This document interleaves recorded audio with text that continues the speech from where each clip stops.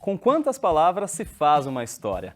As micronarrativas mostram que não precisa encher 100 páginas de um livro para compor cenários e personagens.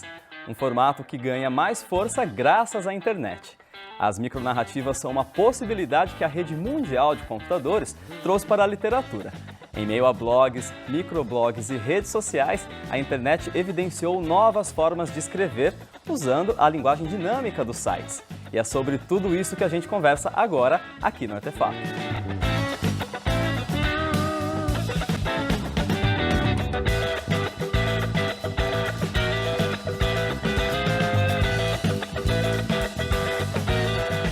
Olá, começa agora mais um Artefato e hoje nós vamos falar sobre micronarrativa, uma forma de escrever que vem crescendo com a popularidade das redes sociais. E para esse bate-papo aqui no nosso estúdio, a gente recebe o escritor Edson Rossato.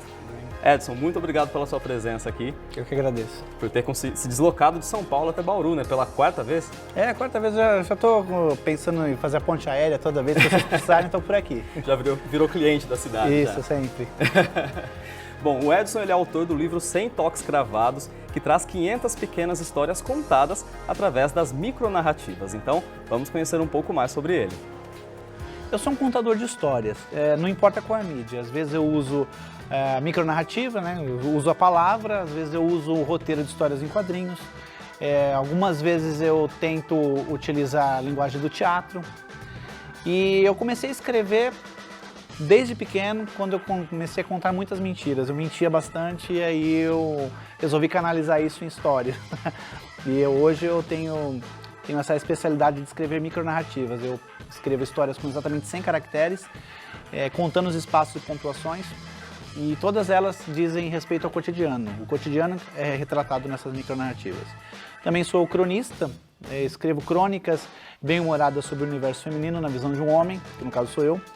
E lancei o livro Toques para as Mulheres no ano passado e já vendeu bastante, as mulheres gostam bastante disso e levam tudo com bom humor. Bom, Edson, então para começo de conversa, para a gente entender do que a gente está falando, o que é uma micronarrativa?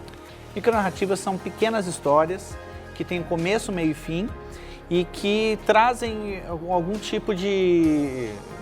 Pode ser um preceito moral ou pode ser também uma história de humor, uma crítica social, alguma coisa nesse sentido. Uma das características da micronarrativa é que ela pode ter todos os elementos ali inclusos naquela narrativa, ou ela fazer a menção a uma coisa que já se passou, mas que está implícito. Você entende que aquilo aconteceu, mas não está escrito ali, mas Sim. Você entende. Ela acaba se focando então num aspecto mais fechado da história. Sim, são histórias muito curtas, então eu costumo dizer que certas temáticas elas funcionam em certos gêneros, não serve para outros. A temática para uma micronarrativa não pode ser usada num conto, e a de um conto não pode ser usada num romance. Sim. Então eu costumo dizer que a micronarrativa, ela é, como você falou, é episódica. Ela é como se fosse uma imagem, sabe aquela coisa de uma imagem vale mais do que 1000 palavras? Sim.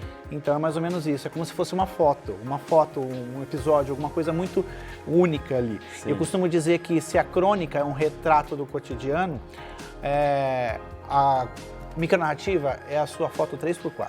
É bem reduzido, realmente. Muito reduzido. E Edson, até pelo que a gente apresentou na abertura do programa, a gente falou que as micronarrativas elas foram bem impulsionadas pelas redes sociais. Mas elas são realmente algo tão novo, assim, uma invenção tão recente? Não, na verdade não. Na verdade, se a gente considerar histórias curtas com começo, meio e fim, e considerar tanto prosa e verso, desde o século XV existem os haikais, né, ou haikais, que o pessoal chama também, que são micropoesias. Mas algumas tinham começo, meio e fim, como se fosse uma micronarrativa também. Sim. Um pouquinho mais parecido com micronarrativa, aliás, só um detalhe. As pessoas que faziam isso antigamente não davam o nome de micronarrativa, porque na verdade não tinha um nome. Até hoje as pessoas chamam de micronarrativa, nanoconto, microconto, conto breve. Não tem um consenso Não sobre tem um isso. consenso, cada um chama do jeito que quiser. Eu chamo de nanoconto. Bom, de uns tempos para cá, de algumas décadas para cá, essas micronarrativas, que é que eu vou chamar daqui por diante, elas, como as pessoas faziam e não davam esses nomes, então o pessoal não conseguia nem estudar, né, registrar. Isso, exatamente. Por exemplo, durante a Primeira Guerra Mundial, aquele escritor Franz Kafka, sim, ele escreveu no diário dele assim, hoje a Alemanha invadiu a Polônia. Natação à tarde. É uma página do diário dele, um pequeno trecho ali. Sim. Ele não quis escrever uma micronarrativa, ele escreveu alguma coisa que hoje nós classificamos como micronarrativa. Tem até uma cara de uma anotação sobre o dia a dia. Exatamente. Né? Na década de 50, Ernest Hemingway foi desafiado por um amigo dele a escrever uma história completa com apenas 6 palavras. E ele escreveu assim, vendem-se sapatos de bebê, sem uso. Nossa. Então, é um pouco chocante até, né? Sim. Porque se os sapatos de bebê não foram usados, por que não foram? Sim. A criança não vingou. Isso não está sendo dito graficamente ali, mas você entende isso. Acaba ficando muito para a imaginação do próprio leitor. Exatamente. Então. Hoje nós, microcontistas, nós temos em mente que somente 10% da micronarrativa ela é grafada, os 90% fica por conta do leitor. Eu costumo dizer que o leitor ele é coautor da história na hora da leitura, porque eu preciso do conhecimento do mundo dele para poder fazer aquilo fazer sentido. Sim. Nesse caso mesmo do Hemingway que você disse, a pessoa pode ter várias interpretações, né? O bebê pode não ter nascido porque ele foi abortado, a mãe pode ter morrido em um acidente de trânsito, e aí cada um cria a sua história. Exatamente, exatamente. É claro que tudo vai depender do conhecimento de mundo do leitor, aliás, do conhecimento do mundo geral também, né? Porque se você coloca 3 ou 4 palavras que, juntando essas palavras, dá um conhecimento de mundo específico, não tem condições da pessoa pensar que é uma outra coisa. Sim. E como que você, um escritor, chegou nos microcontos, na micronarrativa? Como que foi esse caminho?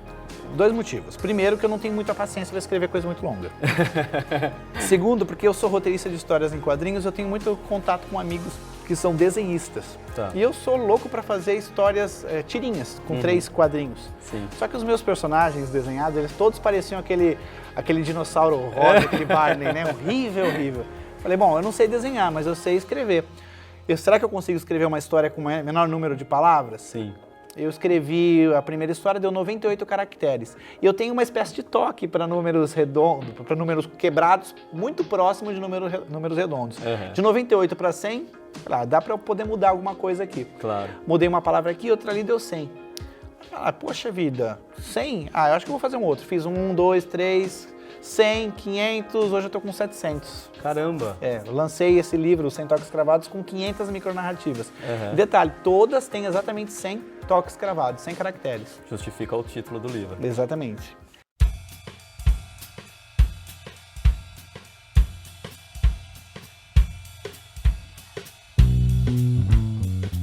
Estamos de volta com o Artefato e hoje o nosso assunto são as micronarrativas. Para falar sobre esse assunto, a gente recebe aqui no nosso estúdio o escritor Edson Rossato. A gente começou a falar no bloco anterior do seu livro, Edson, pedi até para você segurar um pouquinho. Vou mostrar ele agora para o pessoal. É esse livro aqui, 100 toques cravados. Você comentou de que todos eles foram criados com 100 toques. Por que os 100 toques? Você comentou que você tem um toque com 100 toques. Na verdade... Facilitava divulgar eles pelo Twitter, por exemplo? Sim, também foi por causa disso. Primeiro foi porque o primeiro tinha 98 e aí eu arredondei para 100. Mas depois as pessoas escreviam, algumas pessoas já escreviam micronarrativas em 140 caracteres do Twitter. Só que em 140 caracteres você não assina seu trabalho. Sim, se alguém vai dar o RT não cabe a sua arroba. Não cabe. Aí eu resolvi fixar nesse 100, porque dava para eu colocar lá uma hashtag 100 toques e ainda assinar meu nome, Edson Rossato.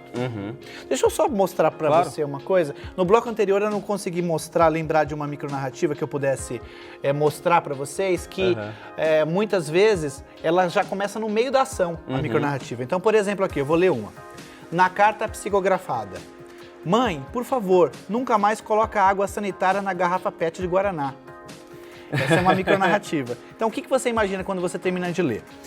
Você imagina já o rapaz lá no passado, olhando aquela garrafa, achando apetitoso, virando aquilo, morrendo, e a mãe fazendo lá, indo até uma mesa branca, fazendo. Então, quer dizer, toda essa ação, ela só é entendida depois que termina aqui, você fala, tá, aconteceu no passado. Sim. Então as micronarrativas são todas assim, você pode começar na metade da ação já, e depois você entende que a ação passada.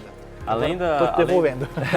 Além da limitação de caracteres de redes sociais, por exemplo, o Twitter, que tem 140 caracteres, você acredita que tem uma mudança também de perfil das pessoas, de que hoje a gente lê menos e por isso então a gente tem menos tempo para ler, ou não quer ler tanto, e aí isso acaba fazendo com que as pessoas escrevam micronarrativas? Na verdade, não são só as micronarrativas que mudaram, que hoje estão inseridas, né, com as redes sociais e internet. Qualquer tipo de escrita.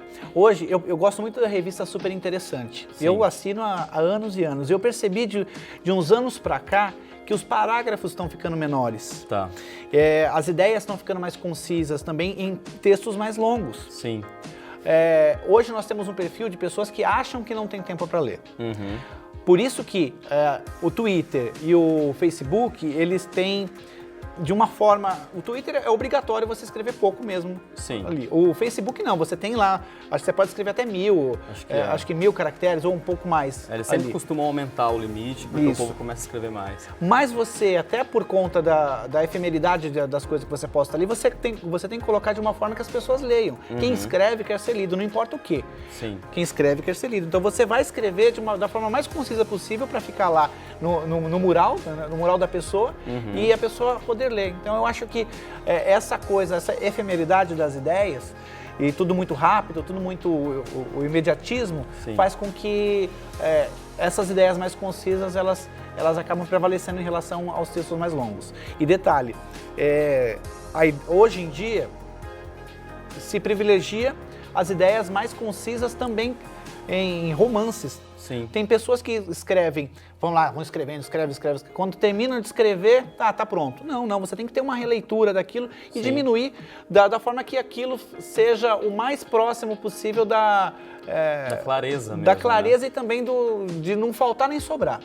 Eu costumo comparar a escrita de qualquer texto como fazer café, onde o conteúdo é o pó e a água são as palavras. Você tem que ter a quantidade certa, que se você colocar muitas palavras com pouco conteúdo, fica uma ideia um livro totalmente raso. Sim. Ou se você usa poucas palavras para muito conteúdo, tudo acontece muito embolado. Muito rápido.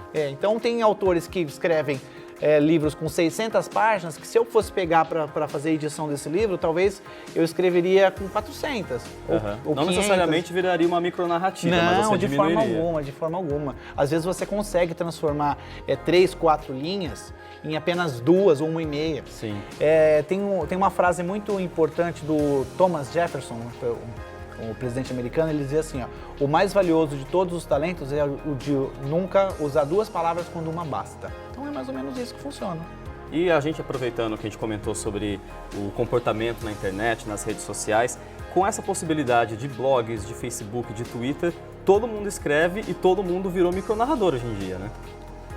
E não é. Tem algumas pessoas que escrevem umas frases de efeito e acham que é uma micronarrativa, e não é. Por exemplo, tem uma lá que eu acho engraçado, que é as mulheres, geralmente, que estão sem namorado, costumam escrever assim: homem é como lata, uma mulher chuta, outra cata. Você já viu isso, né? Então isso não é uma micronarrativa, isso aí é um aforismo, pensamento espirituoso. Não é uma micronarrativa. Micronarrativa tem que ter narração, tem que ter ação, tem que ter personagem, tem que ter tudo isso. Inserido pode ser numa única linha, mas tem que ter inserido isso. Você tem que poder identificar. Mesmo que não esteja explícito no texto. Exatamente.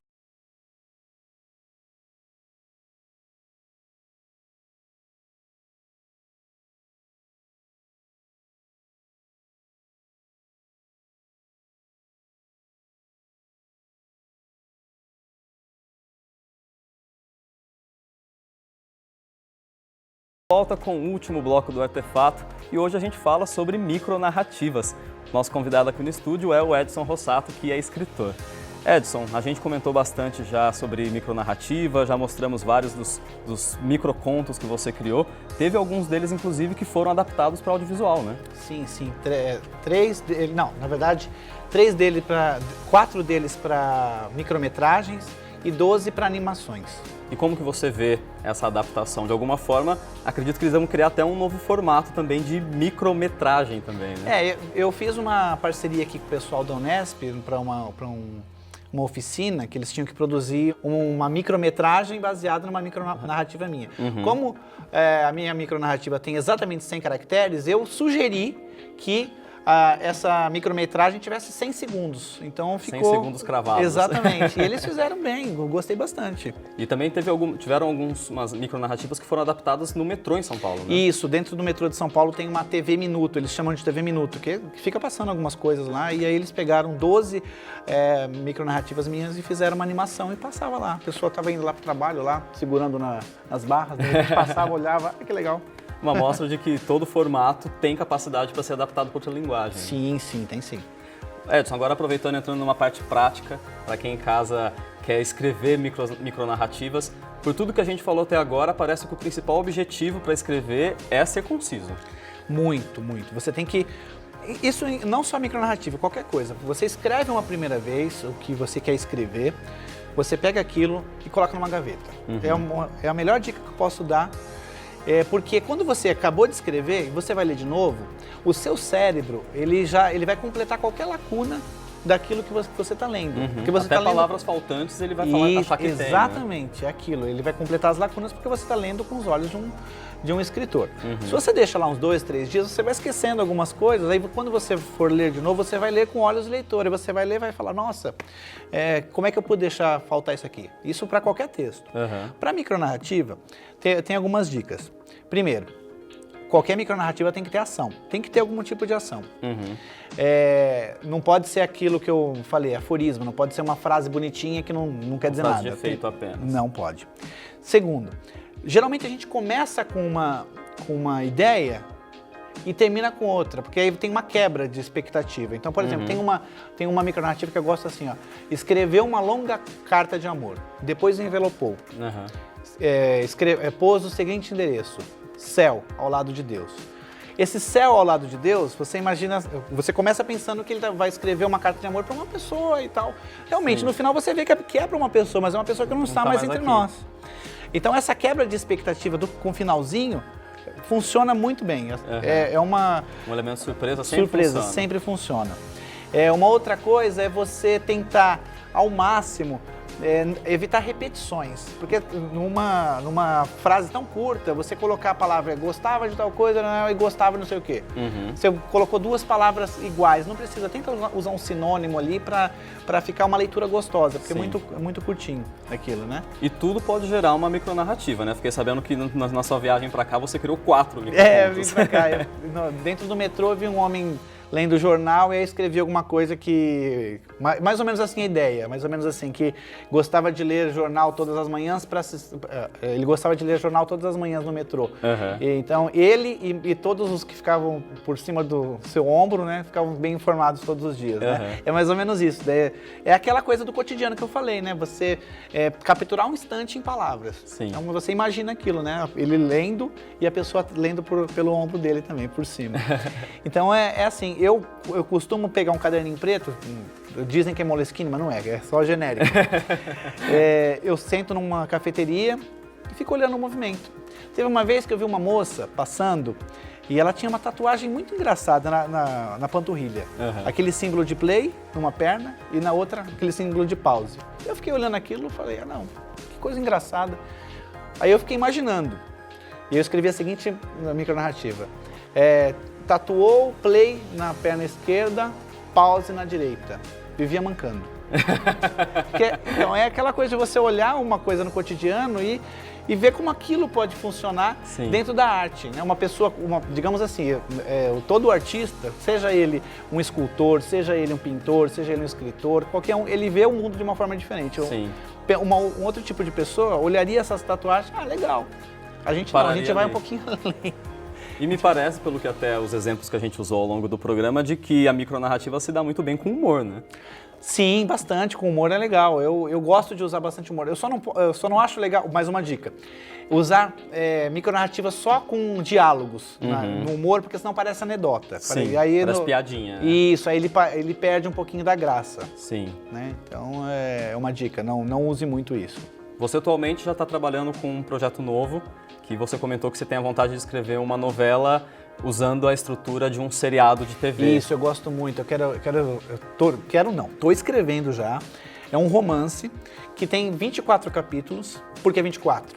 Porque eu gosto muito de séries de TV e geralmente uma temporada tem 24 episódios. 25, É, 22, de 22 a 25, exatamente. Sim. Mas eu fixei no 24. E geralmente um capítulo de livro normal, ele não tem um começo, meio e fim. Ele interrompe ali e passa para o outro capítulo e acabou. Não, eu quero escrever como se fosse um episódio de TV. Começo, meio e fim. Aí passa para o outro. Começo, meio e fim.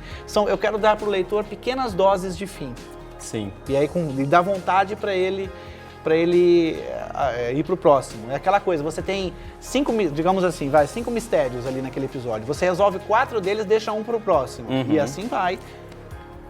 A minha impressão que, por tudo que a gente conversou e desse projeto novo seu, pegando 100 Toques Cravados, agora um romance envolvendo a estrutura de um seriado, parece que o seu negócio é fazer essa hibridização dos formatos, misturar as linguagens, né? Exatamente, eu gosto bastante disso.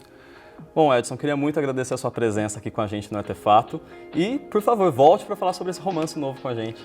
Só me convidar. Já está convidado. Então tá certo.